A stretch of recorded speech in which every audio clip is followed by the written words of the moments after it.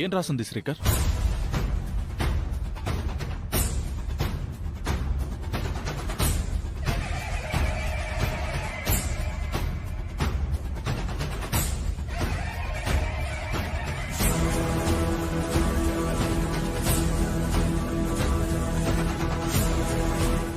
I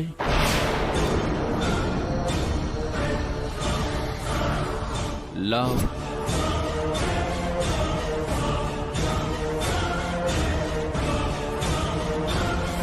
you.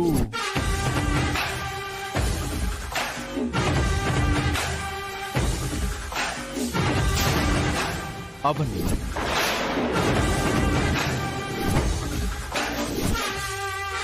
I love you, Avani.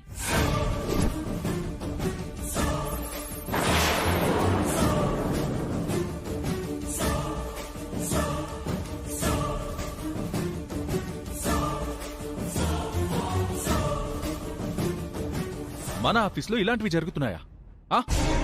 ఎవరు రాశారు? మర్యాదగా చెప్పండి. ఆడవాళ్ళని గౌరవించే ఆఫీస్ మనది. ఈ విషయం రేపు బయటికి తెలిస్తే మన కంపెనీకి ఎంత డ్యామేజ్. ఇలా చేసిన వారిని వెంటనే మన ఆఫీస్ నుంచి టెర్మినేట్ చేయాలి.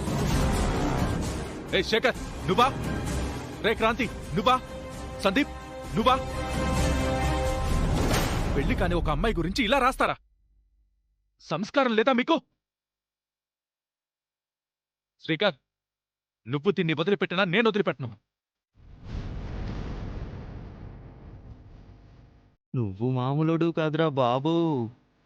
చేసిన వాళ్ళు తమంతట తాము ఒప్పుకుంటే పనిష్మెంట్ ఒకలా ఉంటుంది,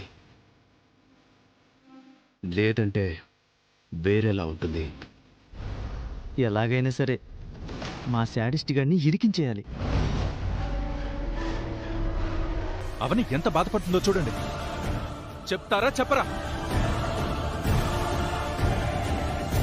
సార్, ఇలాంటి పనులు అబ్బాయిలే చేస్తారు కాబట్టి అబ్బాయిలందరి చేత ఇందులో ఉన్న మ్యాటర్ని పేపర్ మీద రాయించండి. రైటింగ్ను బట్టి దొంగను కనిపెట్టేచ్చు కదా.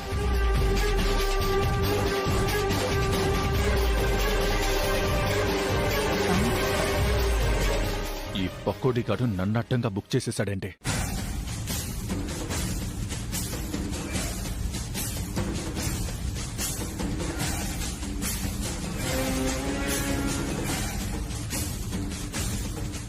ఒక్కొక్కరు రండి.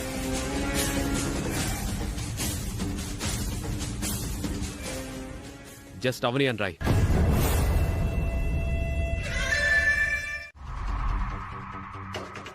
నాకు చిన్న అనుమానం.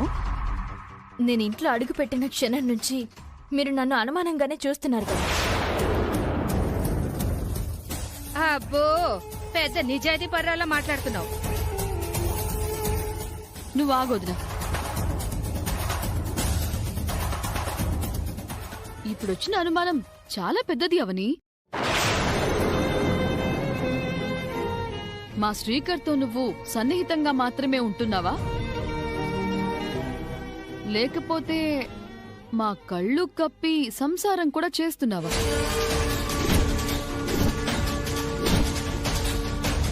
వదినా వదినా,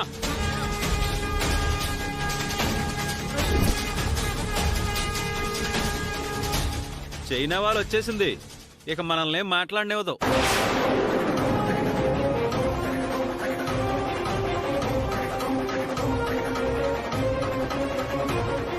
ఇంకోసారి ఇలాంటి మాటలు మాట్లాడుకో. అనిపించింది అనడంలో తప్పే ఉందిరా. ఏమన్నా పడుతుంది కదా అని పెద్ద పెద్ద మాటలు మాట్లాడకండి. తరువాత నేనేమన్నా అనేస్తే అందరూ బాధపడతారు. మా వైపు ఏదైనా తప్పు ఉంటేనే కదా నువ్వు అనగలవు. అవని వైపు మాత్రం మీకేం తప్పు కనిపించింది? గేటు బయట వరకు నడుచుకుంటూ వెళ్లటం, గేటు దాటాక నీ కారెక్కేయడం, తిరిగి వచ్చేటప్పుడు కూడా అవే వేషాలు. అలా చేసే వాళ్ళని ఏమంటారా?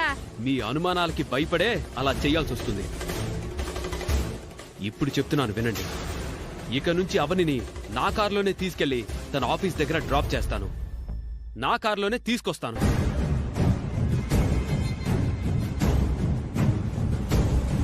ఇద్దరం షాపింగ్లకి షికార్లకి కలిసే తిరుగుతాం.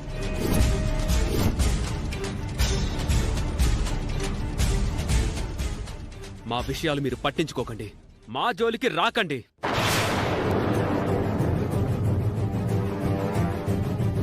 మా ప్రైవసీకి మీరు అడ్డుపడితే మర్యాదగా ఉండదు.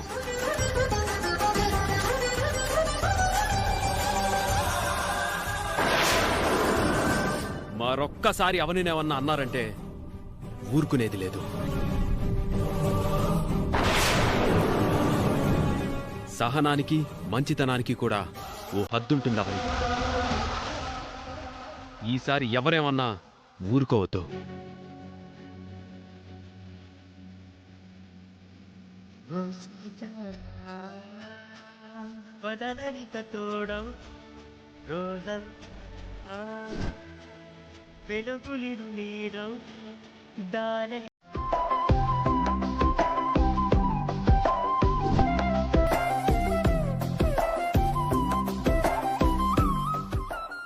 అక్కడ మన పెళ్లి జరిగింది.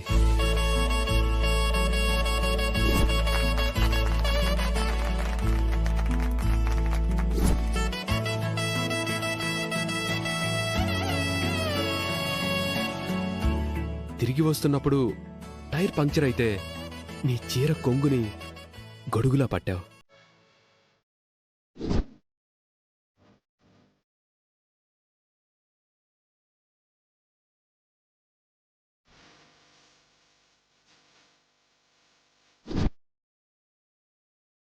అవన్నీ మరోసారి రీకలెక్ట్ చేసుకున్నట్టుంటుంది. ఏదో ఒకటి మేనేజ్ చేసి తీసుకెళ్తాను. వస్తావా? మీ మాటలు నన్ను ఇప్పుడే చెన్నైకి తీసుకువెళ్ళిపోయాయి. మీరు అడుగుతుంటే నాకు వచ్చేయాలనుంది. కానీ ఈ విషయాలన్నీ గిరిలాంటి వాడికి తెలిసాయంటే మన గురించి లేనిపోని కథలు అన్నీ అల్లేస్తాడు. కష్టమో నష్టమో నేను ఇంట్లో ఉండడమే కరెక్ట్.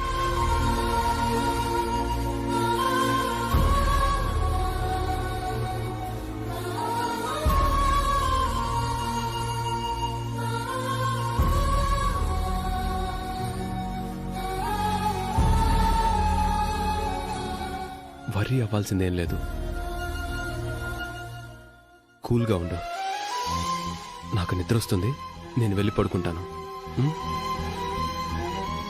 Good night, bye.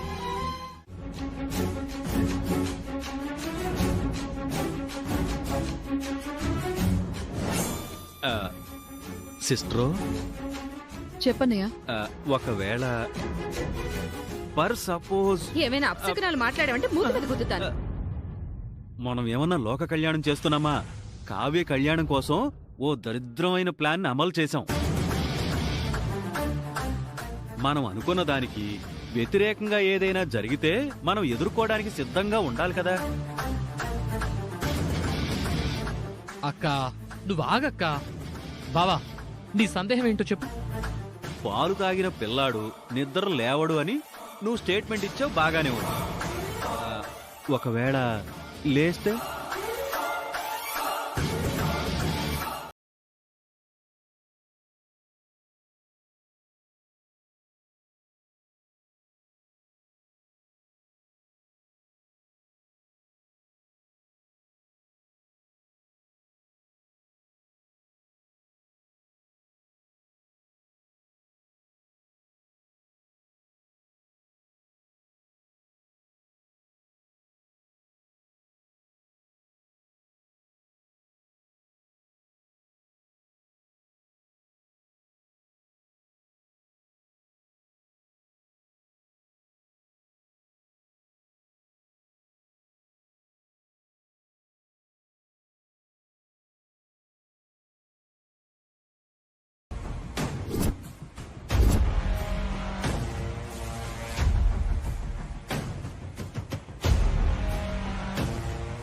నాది వ్యాలిడ్ క్వశ్చనే కదా.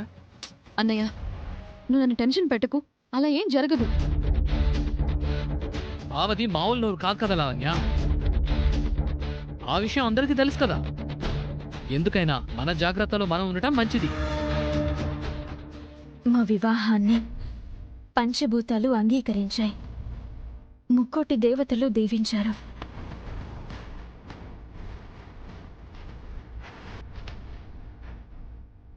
ఆశీర్వదించాల్సిందే, ఆదరించాల్సిందే ఈ కుటుంబం మాత్రమే.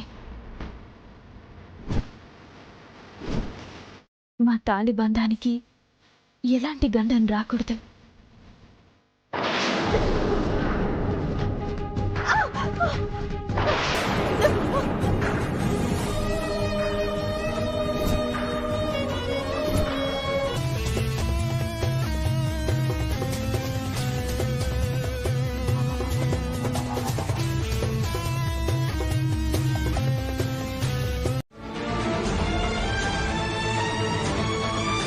అనుకున్న ప్రకారం కావ్యను శ్రీకర్ గదిలోకి పంపించి రాత్రంతా శ్రీకర్ పక్కనే నిద్రపోయేలా చేశాం.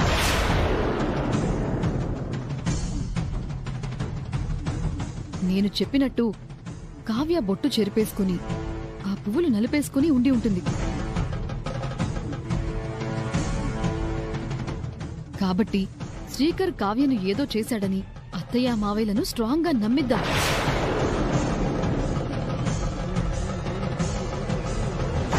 కావ్య కూడా ఏడ్చేస్తూ గోలగోల చేస్తుంది కాబట్టి శ్రీకర్ మీద అత్తయ్య మావయ్యలకు అనుమానం కలుగుతుంది. ఆ తర్వాత మన డిమాండ్స్ ఏంటో గుర్తున్నాయి కదా. కావ్య జీవితానికి న్యాయం జరగాలి. కావ్యను శ్రీకర్కిచ్చి పెళ్లి చెయ్యాలి. వెరీ గుడ్ అన్నయ్య.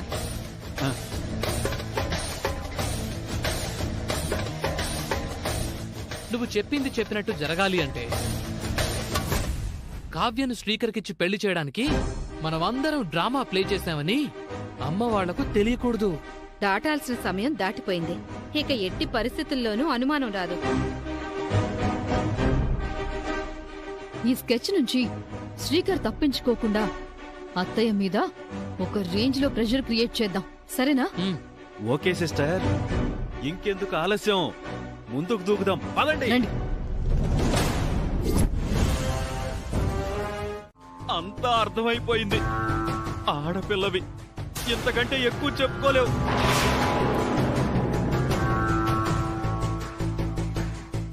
తర్వాత ఏం జరుగుంటుందో ఇక్కడున్న వాళ్ళంతా చాలా సినిమాల్లో చూసుంటారు.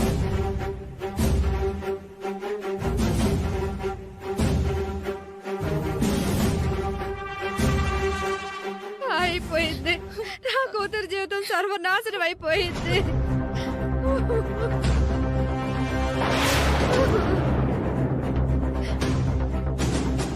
ఈ విషయం నలుగురికి తెలిసిందంటే కావ్యకి జన్మలో పెళ్లి కాదు. నువ్వేమో మంచి బాలుడువని అత్తయ్య అందరికీ గొప్పలు చెప్పుకుంటున్నారు. శ్రీకర్, నువ్వు ఇలాంటి పని చేస్తావని నేను అసలు అనుకోలేదు. నాన్న, దయచేసి మీరు నమ్మకండి నాన్న. కావ్య చెప్తుందంతా అబద్ధం. ఒక పెళ్లి కావాల్సిన ఆడపిల్ల ఇంతకు ఎలా దిగజారిపోతుంది శ్రీకర్?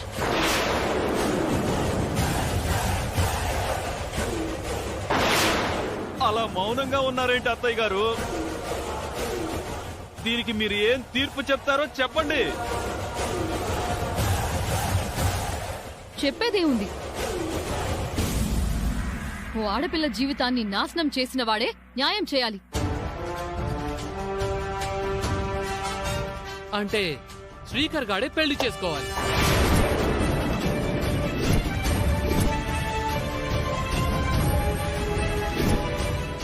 అంతే కదా? ఇంతకు మించిన తీర్పు ఇంకేముంటుందిలే.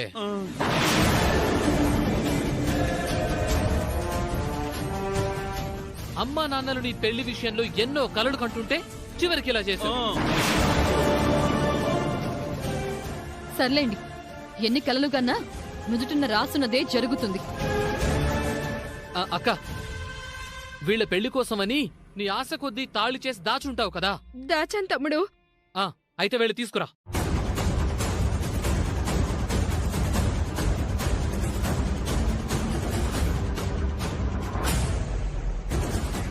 అమ్మ ఇవ్వబోయే తీర్పు ఖచ్చితంగా అదే అయి ఉంటుంది. ఇప్పుడే తెస్తాను. వెళ్ళక్క.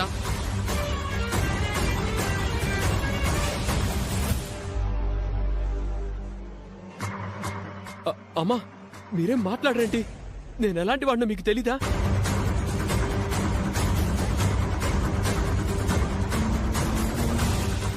రేయ్, కావ్య చెప్పింది నమ్మడానికి మా అందరికి జరిగిన తప్పేంటో లైవ్ లో కనబడింది. నువ్వు చెప్పింది నమ్మడానికి ఆధారం ఏంటి, సాక్ష్యం ఏంటి? ఇంటి పెద్ద కోడలు ఆలోచించాల్సిన పద్ధతేనా ఇది? పెళ్ళానికి సపోర్ట్ చేసే విషయమా ఇది? కూతురి పెళ్లి కోసం తల్లి చెయ్యాల్సిన పనేనా ఇది? నువ్వసలు తండ్రివేనా? నువ్వు చదివిన చదువు నేర్పించింది ఇదేనా? అందరూ కలిసి ఇంతకు బరి తెగిస్తారని అనుకోలేదు.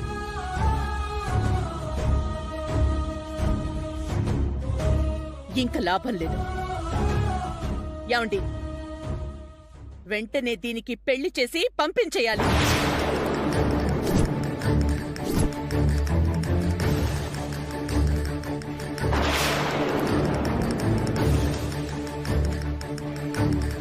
లేదంటే ఇలాంటి కుతంత్రాలు జరుగుతూనే ఉంటాయి. ఇక ఉపేక్షించకూడదు.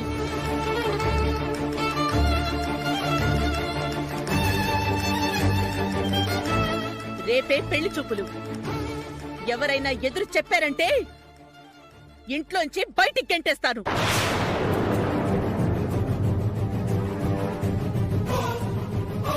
వెళ్ళండి.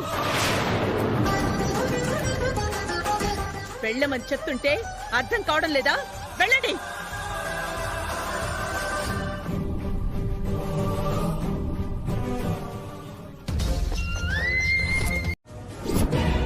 ఆ విధంగా పొద్దున వాళ్ళు మాట్లాడుకున్న మాటలను వీడియో రికార్డ్ చేయగలిగాను.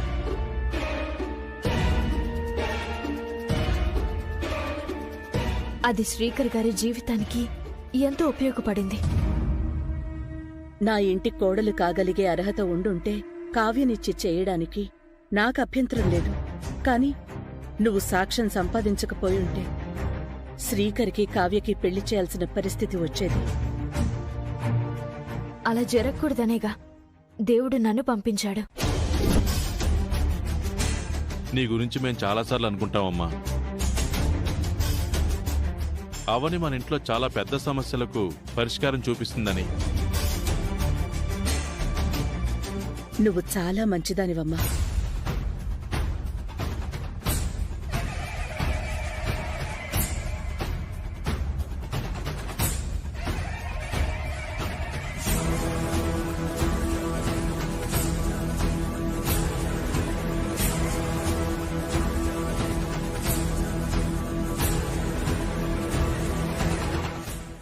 నేను చేసిన ప్లాన్ అత్త చేతిలో అట్టర్ ఫ్లాప్ అయిందనుకున్నాను.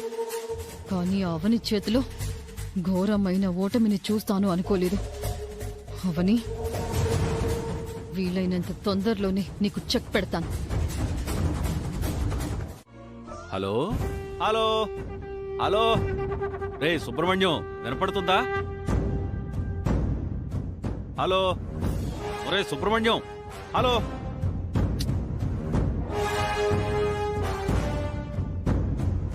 రే సుబ్రహ్మణ్యం, నేను మళ్ళీ ఫోన్ చేస్తాను రా.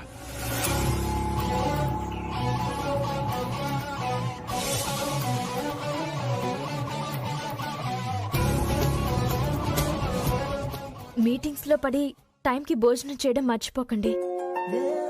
సరే, ఇంకేమైనా చెప్పాల్సినవి ఉన్నాయా? అంతే. అంతేనా? ఇంకేం లేదా? ఇందాక ఇచ్చేశాను కదా. నేనివ్వలేదు కదా.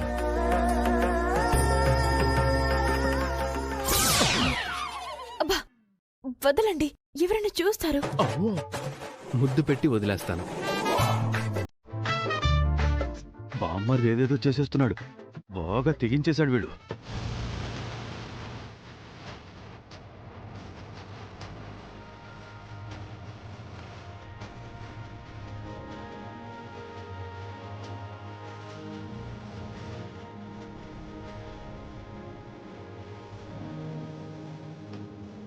చాలా. ఇంకా మీరు బయలుదేరండి. ఇలాంటివన్నీ నా కొంట్లోనే పడతాయి. నేనేమో ఇంట్లో కామెడీ పీసునైపోయాను. లోపల వీళ్ళు ఏం చేస్తున్నారో ఏంటో. త్వరగా వచ్చేసేయండి. నువ్వు జాగ్రత్త. నేనొచ్చే వరకు నువ్వు ఆఫీస్కి వెళ్ళొద్దు. సరేనండి.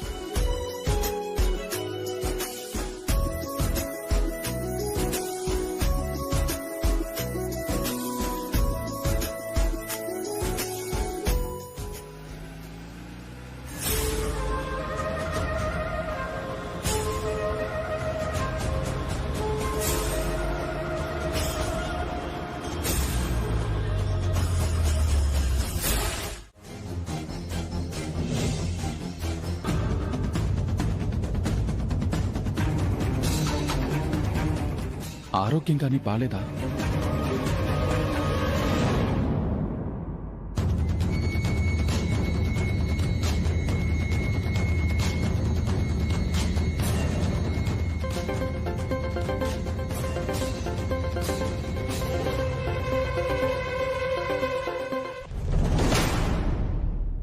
ఏమండి?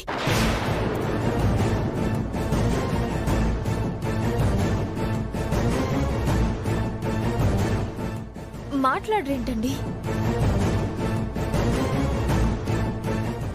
మిమ్మల్ని అండి. ఆ పిలుపుని మళ్ళీ మళ్ళీ వినాలనిపిస్తుంది అవని.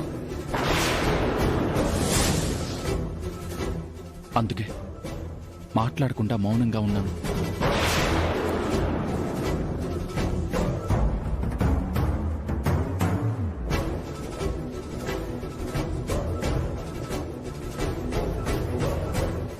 ఇంట్లో ఉన్న సమస్యలు ఒక రకం.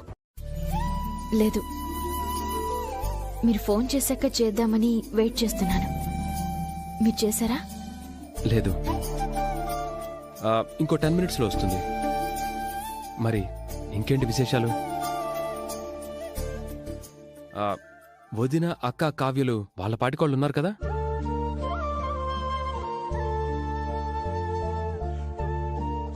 మీరు బయటికి వెళ్ళగానే నా మీద మాటల దాడి జరిగింది.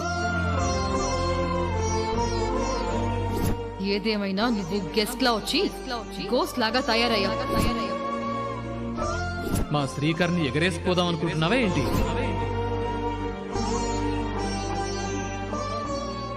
ఇష్టం వచ్చినట్టు మాట్లాడారు. నువ్వేమనలేదా? ప్రతి విషయంలోనూ మౌనంగా ఉండడం మంచిది కాదనిపించింది. అందుకే వాళ్ళకు చెప్పాల్సిన రీతిలో సమాధానం చెప్పాను. ఇప్పటి వరకు మీరు మాట్లాడారు, నేను విన్నాను. ఇప్పుడు నేను మాట్లాడతాను, మీరు వినండి. పెళ్లిడికొచ్చిన పిల్లని మగాడి గదిలోకి పంపించి ఏదో జరిగిపోయిందని చిత్రీకరించడానికి అంత నాటకం ఆడతారా? సిగ్గుందా మీకు? చేతనైతే వేదవతి గారి, ప్రసాదరావు గారి కీర్తి ప్రతిష్టల్ని పెంచండి, నాశనం చేయకండి.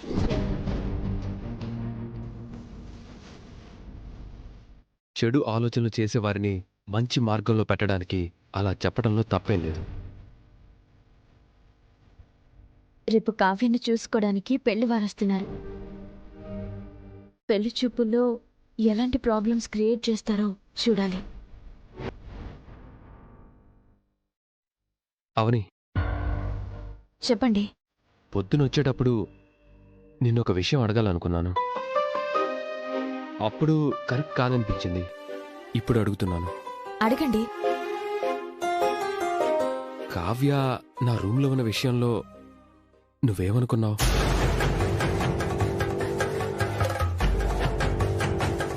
రాముడు సీతను అనుమానించాడు గాని సీత రాముణ్ణి ఎప్పుడూ అనుమానించలేదండి. మీరు నా రాముడు, మీరే నా దేవుడు. కలలో కూడా అనుమానించలేను.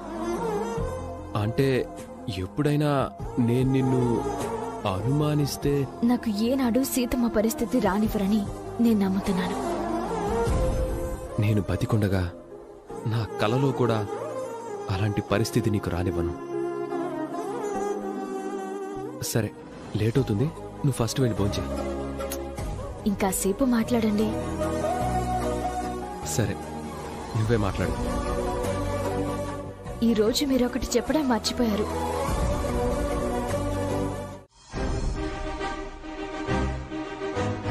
కావ్యది వాష్రూమ్లో ఉందేమో, చూసొస్తానుండు.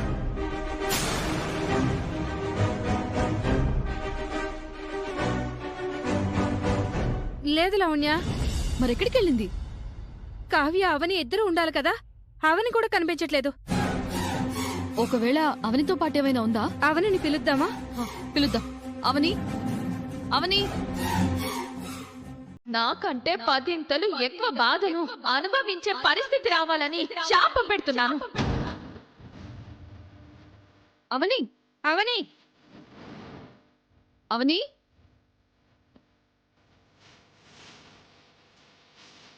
కావ్య నీ రూమ్ లో ఉందా? లేదు. మరేమైంది? ఈ గదిలోనే ఉండాలి కదా. లేదు కాబట్టే అడుగుతున్నాం.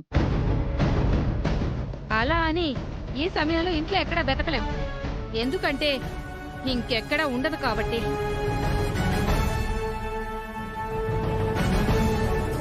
ఒకసారి చూసొస్తానండి. ఏ ఆగు వదినా, అక్కడేదో లెటర్ ఉంది.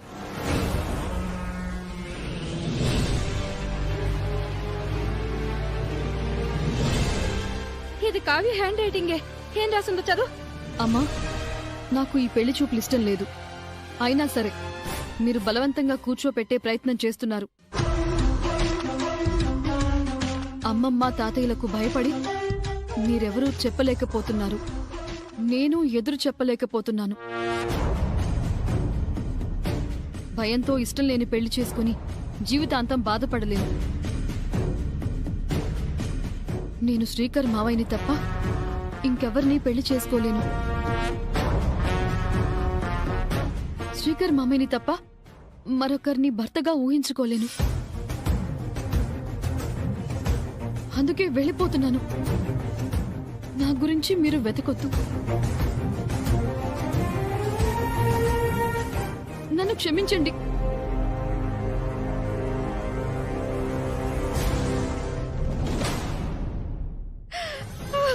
ఎంత పని చేసావు కావ్య. అమ్మా నాన్నలతో తిట్లు తినైనా నేనేదో ఒకటి చేసి ఉండేదాన్ని. ఇలాంటి నిర్ణయం ఎందుకు తీసుకున్నావు కావ్య? ఇప్పుడేం చేద్దాం లావణ్య? అదే నాకు అర్థం కావడం లేదు. ఇప్పుడు ఈ విషయం అత్తయ్యకి తెలిసిందంటే ఎలా రియాక్ట్ అవుతుందో, పెళ్లి వారికి తెలిసిందంటే ఎంత గొడవ జరుగుతుందో. నా కూతురు ఇంటి నుంచి బయటికి వెళ్ళిపోవడానికి కారణం నువ్వే. కావ్యం తీసుకురావడానికి ఇంకెంతసేపు? పెళ్లి వాళ్ల చేత పదే పదే అడిగించుకుంటే వాళ్ళకి లేనిపోని అనుమానాలు వస్తాయి. ఎందుకీ కావ్యదమ్మా? వాష్రూమ్ లో ఉందా?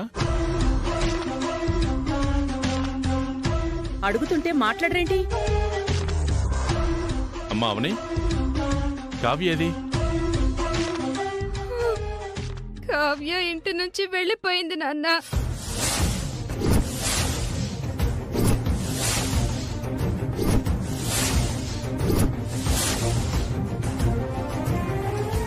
ఇంట్లోంచి వెళ్ళిపోయిందా?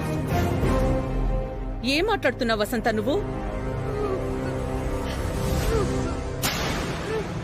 ఈ లెటర్ రాసి వెళ్ళిపోయింది.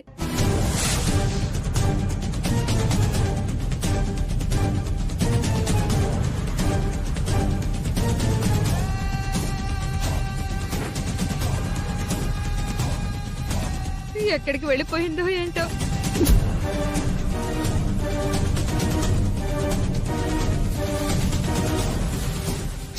ఇలా చేస్తుందని అస్సలు అనుకోలేదు. ఇదంతా మీ వల్లే జరిగింది. మేమేం చేశాం? మమ్మల్ని ఎందుకు నిందిస్తున్నావు?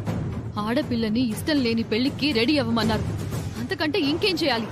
బుద్ధి లేని మాటలు మాట్లాడుకో. నేను బుద్ధున్న మాటలే మాట్లాడుతున్నాను. లావణ్య, కాస్త హద్దుల్లో ఉండి ప్రవర్తించు. లావణ్య అన్న దాంట్లో తప్పే ఉంది నాన్న. మీరు మూర్ఖంగా తీసుకున్న నిర్ణయానికి ఈ అవని గారు సహాయ సహకారాలు అందించారు. నా కూతురు ఏ అఘాయిత్యమైనా చేస్తుందంటే అందుకు మీ ముగ్గురే కారణం అవుతారు. మేము నీ కూతురి బంగారు భవిష్యత్తు గురించే ఆలోచించాం. తల్లిగా నువ్వది అర్థం చేసుకున్నంత కాలం మేము చెడ్డవాళ్లుగానే కనబడతాం.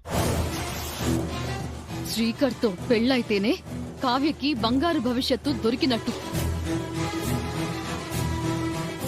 అది మీరెప్పుడు అర్థం చేసుకుంటారు? కావ్యనిచ్చి చేయకపోవడానికి కారణమేంటో మీకు తెలీదా? ఇంకెంతకాలం మావయ్య ఈ వసంత, వచ్చిన వాళ్ళు వచ్చినట్టే ఉండిపోతున్నారు. కావ్యం తీసుకురావడం లేదేంటి? మీరు పెళ్లి వాళ్ళని వదిలేస్తే ఎందుకు వచ్చారు ఇక్కడికి? వాళ్ళకు అనుమానాల మీద అనుమానాలు పుట్టుకొస్తున్నాయి.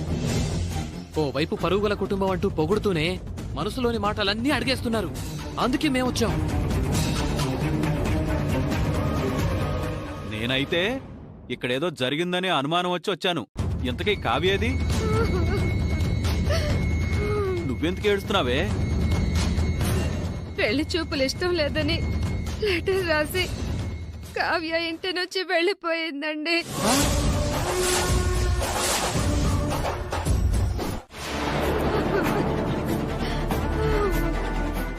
శేఖర్నిచ్చి పెళ్లి చేయాలనే మా ఆశ నెరవేరకపోగా కూతురు మీద ఆశలు వదులుకోవాల్సిన పరిస్థితి వచ్చింది. వసంత, ఈ ఇంట్లో ఉంటే మనకు ఒరిగేది ఏముండదు. మీ అమ్మ ఆజ్ఞను ధిక్కరించి వెళ్ళి కావ్యను వెతుకుదాం పద.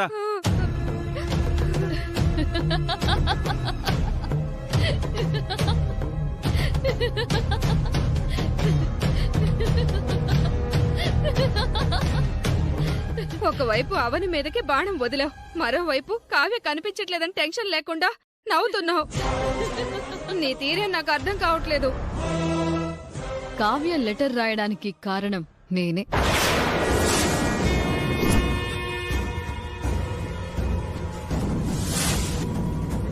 రాయించింది కూడా నేనే.